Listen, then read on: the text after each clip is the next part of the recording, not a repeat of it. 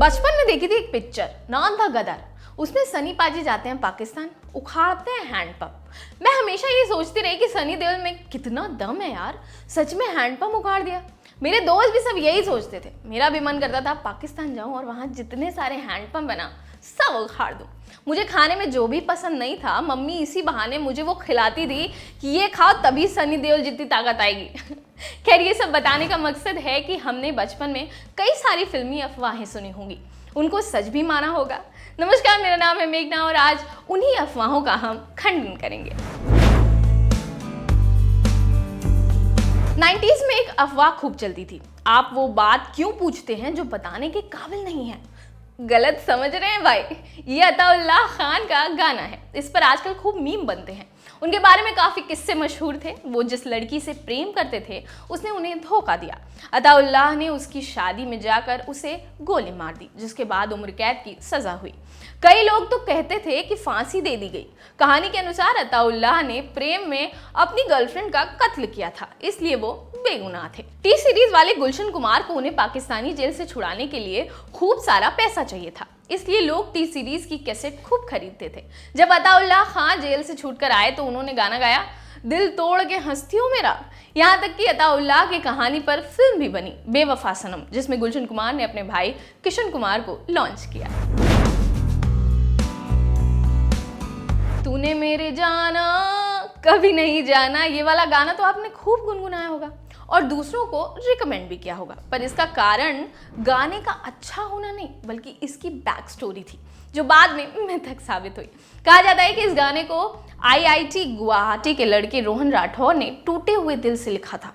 रोहन सुप्रिया से प्यार करता था। एक दिन उसे पता चला उसे टर्मिनल कैंसर है। इसमें आदमी बहुत दिन नहीं जीता। इस बीमारी के कारण वो सिर्फ 30 दिन जीने वाला था। उसने सुप्रिया को अपनी बीमारी के बारे में बताया। सुप्रिया उसे छोड़कर चली गई। टूटे दिल से एम्प्टीनेस गाना निकला। उसने ये गाना गाया और 15 दिन बाद मर गया। इस कहानी के साथ ये गाना शेयर किया जाता है और खूब सुना जाता। कुछ लोगों ने अफवाह सुनी कि रोहन ने मरने से पहले एक चिट्ठी लिखी थी। यही चिट्ठी आगे चलकर गाने की शक्ल में सामने आई। कुछ लोगों का मानना था कि रोहन ने सुप्रिया से ब्रेकअप के बाद सुसाइड कर लिया। इस अफवाह के और भी कई वर्जन हैं, आपके भी कुछ होंगे। हालांकि बाद में ये गाना गजेंद्र वर्मा का निकला। इसे उनके दोस्त असीम अहमद अब्बासी ने लिखा था।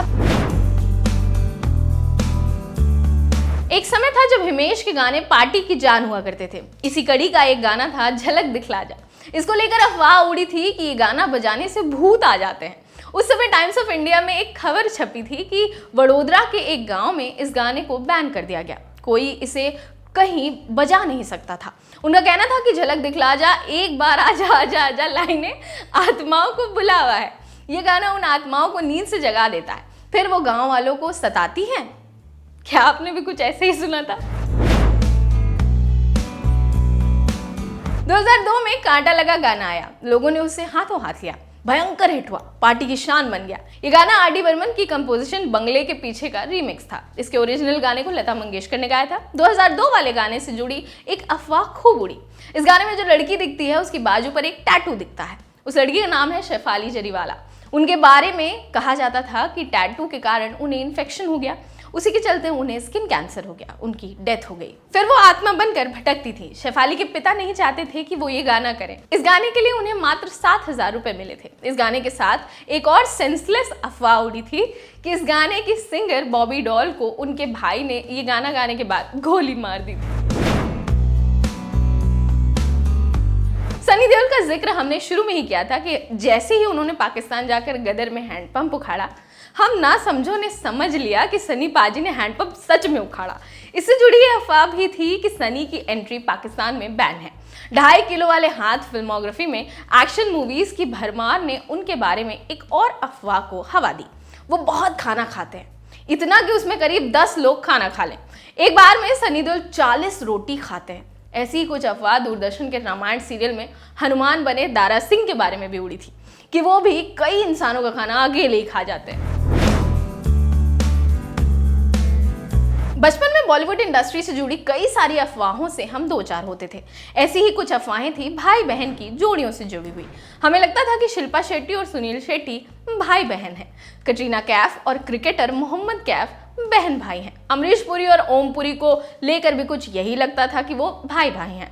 जैकी श्रॉफ और अनिल कपूर ने राम लखन त्रिमूर्ति समेत कई फिल्में एक दूसरे के साथ भाई का रोल प्ले करके की थी, इसलिए ये दोनों भी भाई भाई ही लगते थे। जब कुली फिल्म की शूटिंग के दौरान अमिताभ बच्चन चोटिल हो गए, बचपन में कहते थे इसमें उनका खूब खून बहा था इस चोट में, जिस कारण उनको सैकड़ों बोतल खून चढ़ा। जब इंसानी खून कम पड़ गया तो बंदर और बकरी का खून चढ़ाया गया। इस हादसे में उनकी आंत भी डैमेज हुई थी, फिर उनको बकरी की आंत लगाई। ये भी कहा जाता है कि अब उनको कुछ नहीं होगा क्योंकि उनकी आंत में लोहे की प्लेट फिट कर दी गई है। शहनाज अख्तर नाम की सिंगर ने 2005 में अपना पहला एल्बम लॉन्च किया। इस एल्बम ने धूम मचा दी। इसका गाना झूम झूम छाना नाना बाजे मैया पाँव पैजनिया सुपर हिट हुआ। आज तक इस गाने की धूम है। भजन गाने के लिए उन पर फतवा भी जारी किया गया था। इससे जुड़ी अफवाह ये थी कि मुस्लिम होकर हिंदू गाना गाने के कारण उनके भाई ने उनका मर्डर कर दिया था। पर विडंबना देखिए, कुछ सालों के बाद शहनाज पर अपने पति के साथ प्रेमी की हत्या करने का आरोप लगा। इसके लिए उन्हें उम्र कैद की सजा भी हुई। 2017 की एक खबर के अनुसार वो पेरोल पर बाहर थी। अभी उनकी वर्तमान स्थिति का पता नहीं है।